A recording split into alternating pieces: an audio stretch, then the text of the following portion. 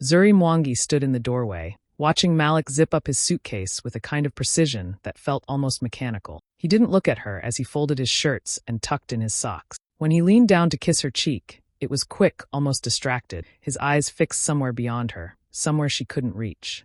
She tried to shake off the unease curling in her stomach. Work stress, she told herself. That had to be it. A little while later, the doorbell rang, and her best friend Aisha stepped in with her usual bright smile. "Thought you could use some company while he's away," she said, hugging Zuri warmly. The afternoon slipped by with cups of steaming tea and laughter that filled the apartment, chasing the silence Malik had left behind. At one point, Aisha leaned back, eyes warm, and said, "You're lucky, Zuri. Malik's the most loyal man I know." Zuri smiled, but it felt faint, fragile. "I hope so," she murmured, trying to convince herself as much as anyone. That night, when the apartment was quiet and the lights dimmed low, a notification pinged from Malik's phone. Flight confirmation. She frowned, reaching for it instinctively. Johannesburg? No. Lagos. Her stomach clenched, a sudden, icy twist that made her fingers tremble. Maybe it's just a connection, she whispered to herself, leaning back against the couch. She repeated it like a mantra, trying to calm the rising panic. But deep down, a small voice whispered that something wasn't right, and for the first time, she didn't know how to ignore it. A week later, Aisha showed up at Zuri's apartment again, smiling like nothing had ever happened, the same bright energy she always carried. The moment she stepped in, Zuri noticed it, the same perfume Malik had given her last year, the one she used to associate with love and happy moments. It made her stomach twist, a sharp reminder she wasn't ready for. As they settled into the living room, catching up over cups of tea, Zuri tried to push the unease away. Aisha laughed at some story she told, tossing her hair back, and for a moment, Zuri almost believed in normalcy again. But then Aisha excused herself to go to the bathroom. She barely made it a few steps when her purse slipped from her arm and tipped onto the floor. Zuri bent down to pick it up, flipping it right side up. Lip gloss rolled out, keys clattered, and then she froze. Her breath caught in her throat. Among the items spilling out was a black leather wallet, smooth and familiar, with initials engraved in gold. MM. Her hands started to shake as she pulled it out and opened it. Malik's ID stared back at her. Credit cards, his driver's license, even the receipt from the dinner they'd shared before he supposedly left for his trip. Her mind raced. How had this gotten here? The sound of Aisha's footsteps snapped her back. She turned to see her friend standing in the doorway, laughter already in her voice, trying to mask something. "Oh, that? Malik must have dropped it here last time he visited," Aisha said quickly, almost too quickly. Her smile trembled. Her eyes flicked nervously to Zuri, but she didn't meet them. Zuri forced herself to smile, the way she did when she wanted to hide that something was breaking inside her. "Of course," she said softly, putting the wallet back in the purse.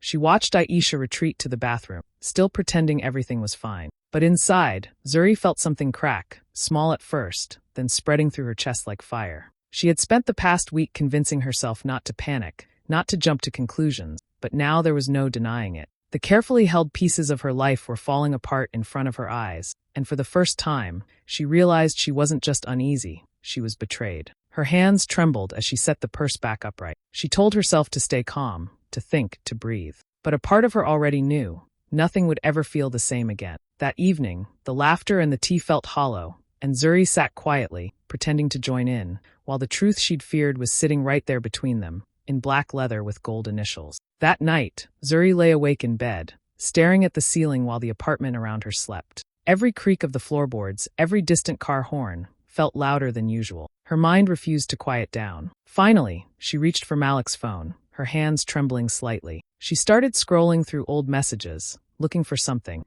anything that could make sense of the sudden weight in her chest. She stopped at a message he had sent the night of his trip. "Boarding now. I'll call when I land." Her eyes flicked to the timestamp. Nairobi. Not the airport. Not Johannesburg. Nairobi. Her stomach dropped as she reread it, hoping her eyes were playing tricks on her, but the evidence stared back at her, clear as daylight. Her heart pounded, a bitter taste rising in her throat. Unable to calm herself, she turned to Aisha. Social media was usually a comfort, a way to peek into people's lives without really intruding. Aisha's profile was private, but Zuri remembered a tagged story she might not have noticed before. With a few taps, it popped up, a dimly lit dinner table, 2 glasses of red wine catching the light, and in the corner of the frame, Malik's watch. Her breath caught.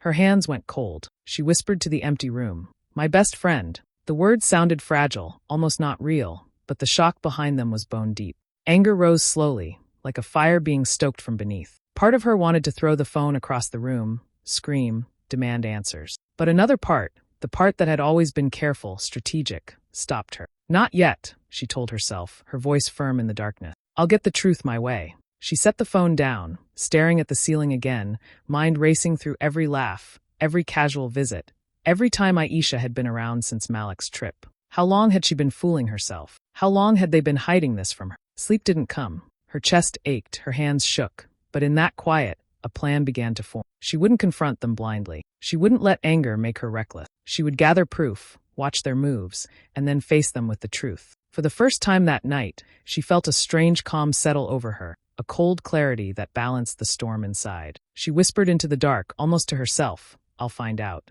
And when I do, they won't see it coming. Then she lay back, staring at the ceiling, listening to the quiet, letting the fire in her chest burn slow and steady, knowing that tomorrow, everything could change. The next morning, Zuri woke up early and moved through her apartment with a calm she didn't quite feel. She brewed coffee, tidied up, and even smiled at herself in the mirror. Everything had to look normal. Everything had to feel normal. She picked up her phone and typed a message to Aisha, keeping her tone light. Can you come help me choose an outfit? Malik's coming home tomorrow. The reply came almost instantly. Of course. I missed him too, I mean you. Zuri stared at the screen, a small, satisfied smile curling on her lips.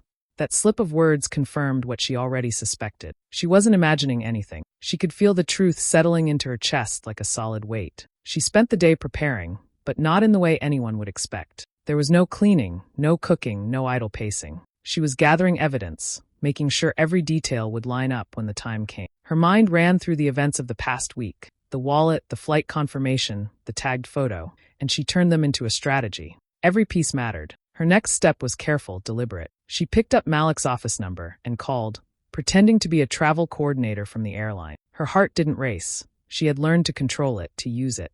Did Mr. Mwangi reach Johannesburg? The assistant's voice was polite but straightforward. He's been working remotely from home this week. Said he wasn't traveling. Zuri froze for a second, her fingers tightening around the phone. Her mind ran through it again. Aisha had been there too. She had been the one to help him disappear from Zuri's life. The betrayal wasn't just a shadow.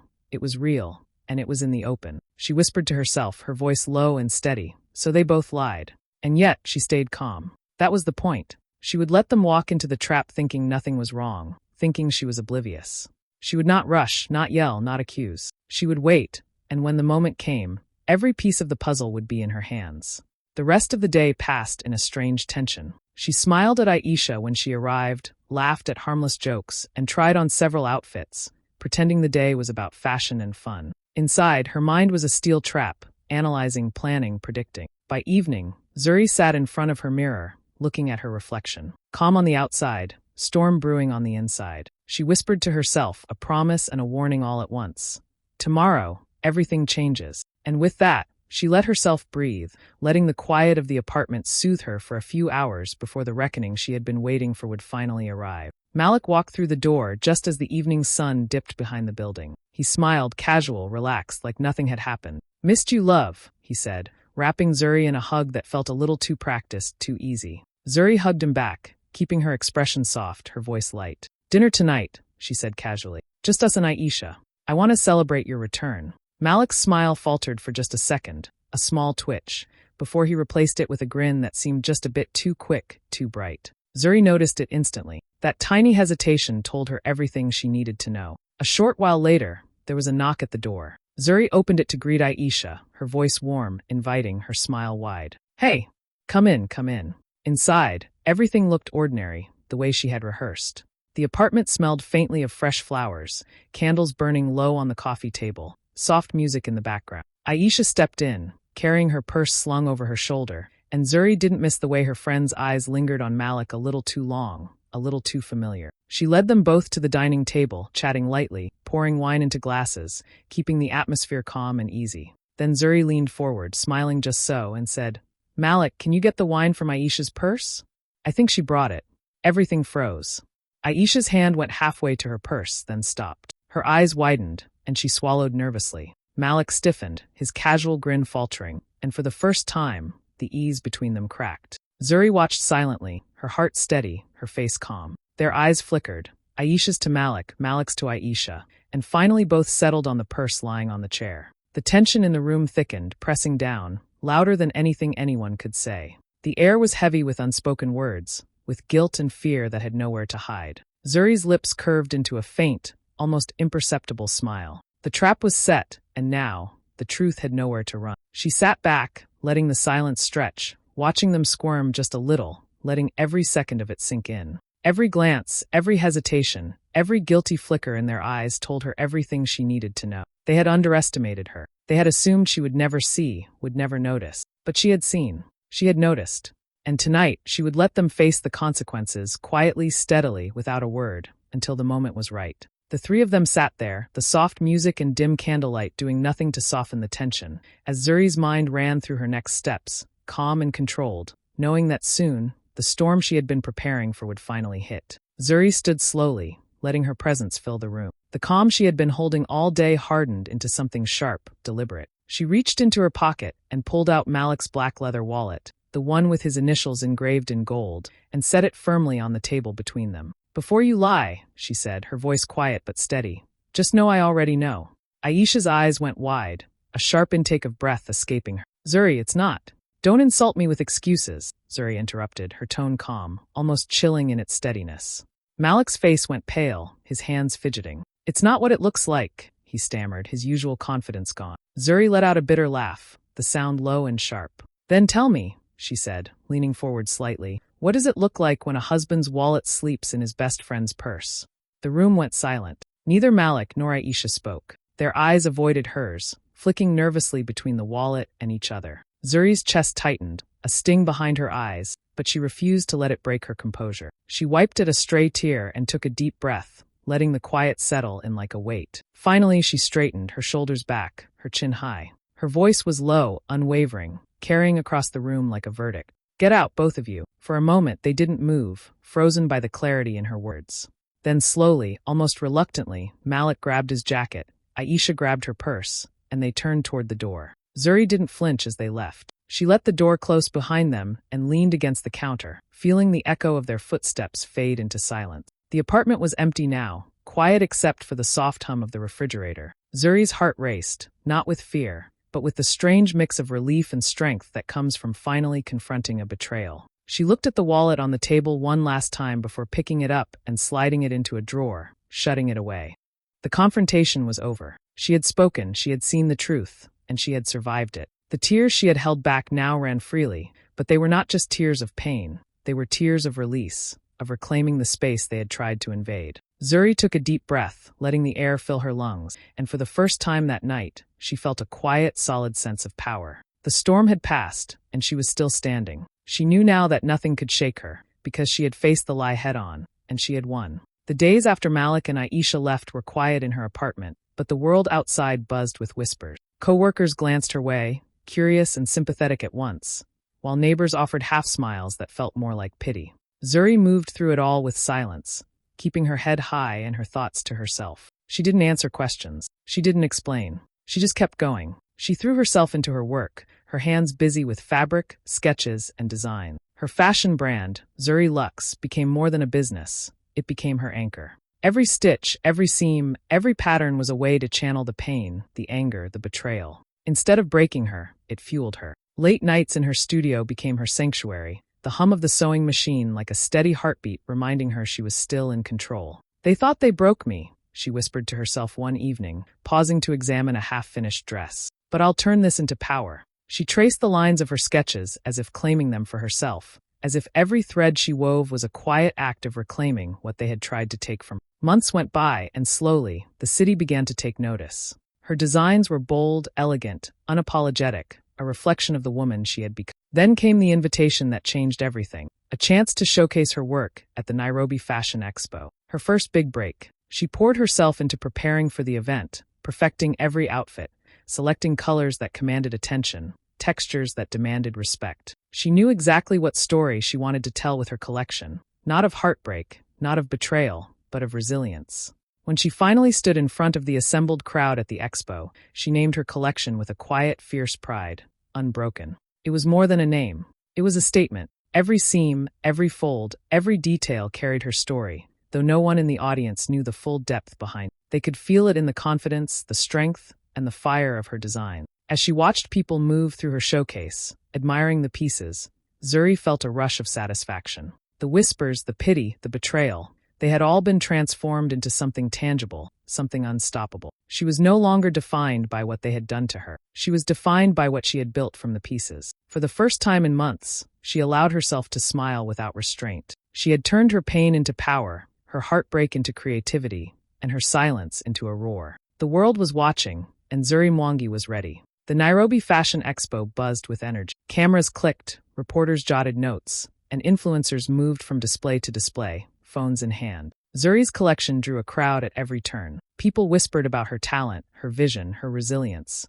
how she had taken everything life threw at her and turned it into something extraordinary. She was in her element, radiant under the lights, her confidence radiating through each outfit. Then, from the corner of her eye, she saw them. Malik and Aisha, standing together, awkward and out of place, eyes darting around the crowd as if trying to hide. Zuri's gaze fell on Aisha's dress, a design Zuri had created years ago, repurposed now for the occasion. Her lips curved into a slow, controlled smile. She walked toward them, each step measured, calm, commanding. When she stopped in front of them, she looked neither angry nor hurt. She looked powerful. She folded her hands lightly in front of her and spoke, her voice carrying across the small crowd gathering nearby. "Aisha, Malik, glad you could make it," she said, her tone steady, every word deliberate. "You're standing in the shadow of the woman you tried to break." Aisha opened her mouth, probably to apologize, to explain, to say something, anything, but Zuri turned, eyes glinting, to the waiting cameras now focused on her. She raised her chin slightly, letting the lights capture her calm strength. "My inspiration?" she said, letting a small, confident smile curl her lips. "Betrayal. It's the most honest muse." The audience erupted in applause. They didn't know the full story. They didn't need to. They could see the fire in her posture, the pride in her eyes, the way she carried herself as if every past hurt had been forged into armor. Every outfit, every detail of the collection, now seemed even more powerful because of the invisible story woven into it. Malik and Aisha shifted uncomfortably, suddenly aware of the crowd's gaze on them, and for the first time, they seemed small, diminished by the presence of the woman they had tried to deceive. Zuri felt no rush of revenge, no satisfaction in humiliation. Instead, she felt the deep, unshakable satisfaction of having turned pain into triumph. As the applause continued, Zuri's eyes scanned the room, taking in the admiration, the whispers of awe, the energy of people moved by her vision. Her chest swelled with a quiet pride. They had tried to break her, but here she was, shining brighter than ever, untouchable in her grace, unstoppable in her talent. For the first time since the betrayal, Zuri laughed softly, a sound full of freedom and power. The audience felt it too, drawn into the strength she radiated, inspired by the fire they couldn't yet name. And as Malik and Aisha quietly slipped away, she let the applause wash over her, knowing that she had finally reclaimed everything they had tried to steal. A few days after the expo, Zuri's phone buzzed. Aisha's name appeared on the screen first. With a deep breath, Zuri opened the message. "Zuri, please forgive me. I lost everything." Zuri's fingers hovered over the screen, but she didn't reply. Then another message popped up, Malik this time. "I made a mistake. I still love you." She read it twice, feeling the old sting of anger and betrayal rise for a moment, but it didn't take hold. Instead, she smiled faintly, the kind of smile that comes from someone who has already won. Slowly, deliberately, she typed one reply. "You didn't lose me by accident. You threw me away." And that was it. No more explanations. No more apologies. She deleted both numbers, letting the final connection to the people who had tried to destroy her vanish completely. For the first time in years, Zuri felt free. Not the shallow kind of freedom that comes from anger or revenge, but the deep, quiet peace that comes from taking back your life and rebuilding it on your own terms. Her days filled with her work now. Zuri Lux was no longer just a brand. It was her voice, her story, her proof that betrayal could be transformed into something beautiful. Every stitch, every design carried her name across Africa, bold and unapologetic. Buyers and clients recognized the strength woven into the fabric, the confidence threaded through every seam. People admired her not just for her creativity, but for the resilience that showed in every detail. She reflected often on what had happened, not with bitterness, but with clarity. The lesson was simple but powerful. She didn't need anyone to validate her worth or hold her together. She could build herself, shape her life, and rise above. The pain she had felt became fuel, not chains.